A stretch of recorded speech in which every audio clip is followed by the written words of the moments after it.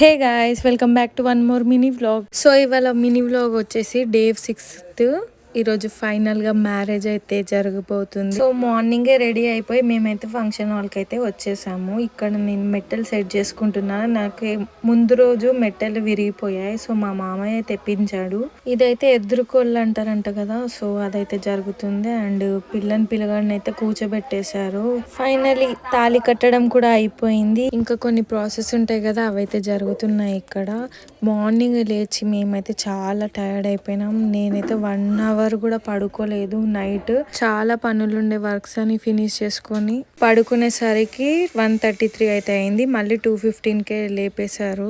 So లేచి మళ్ళీ ready అయిపోయి మేమైతే ఫంక్షన్ హాల్కి వచ్చేసాము 5 o'clock వరకు. కరెక్ట్ ముహూర్తం టైంకి అయితే పెళ్లి అయిపోయింది. కరెక్ట్ 8 o'clockకి తాళి కట్టేశారు. ఒక పెళ్లి చేయాలంటే చాలా ప్రాసెస్ ఉంటది. అసలు ఎన్ని నిద్ర లేని రోజులు ఉంటాయి, అసలు ఎన్ని పనులు ఉంటాయో కదా.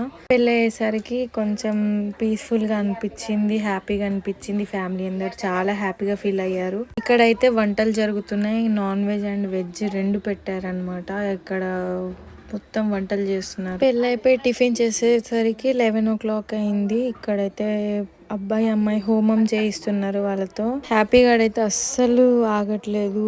ఎక్కడ పడితే అక్కడ తిరిగేస్తుంది మొత్తం ఫంక్షన్ హాల్. అసలు దాని చుట్టూనే ఉన్నాను నేనైతే. పెళ్లిలో మొత్తం అసలు మాట వినట్నే లేదు. చూడండి మీరు, ఏదితో మాట్లాడేసుకుంటుంది, ఏది ఎక్కడ నోట్లో పెట్టేసుకుంటుందో అని నా భయం నాకే. ఇక్కడైతే పిల్లలతో ఆడుకుంటుంది, చాలా బాగా ఆడుకుంది.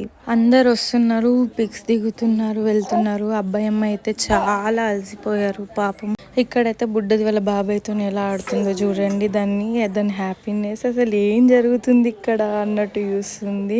అందరు అయితే దాన్ని ఎత్తుకుంటూనే ఉన్నారు. ఫంక్షన్ లో మొత్తం మ్యారేజ్, అబ్బాయి అమ్మాయికి అయితే ఫోటోషూట్ తీస్తున్నారు. అక్కడ నుంచి అమ్మాయి వాళ్ళ ఇంటికి అయితే మేము వెళ్ళిపోయాము. అక్కడికి వెళ్ళి అమ్మాయిని ఇంటికి తీసుకెళ్ళాలి కదా, ఎంత ఏడుస్తుందో చూడండి. నాకే చూసి చాలా బాధేసి. మీకు ఈ వీడియో ఎలా అనిపించిందో కామెంట్ సెక్షన్ లో కామెంట్ చేయండి. నెక్స్ట్ వీడియో కోసం వెయిట్ చేయండి. అంతవరకు బాయ్ బాయ్.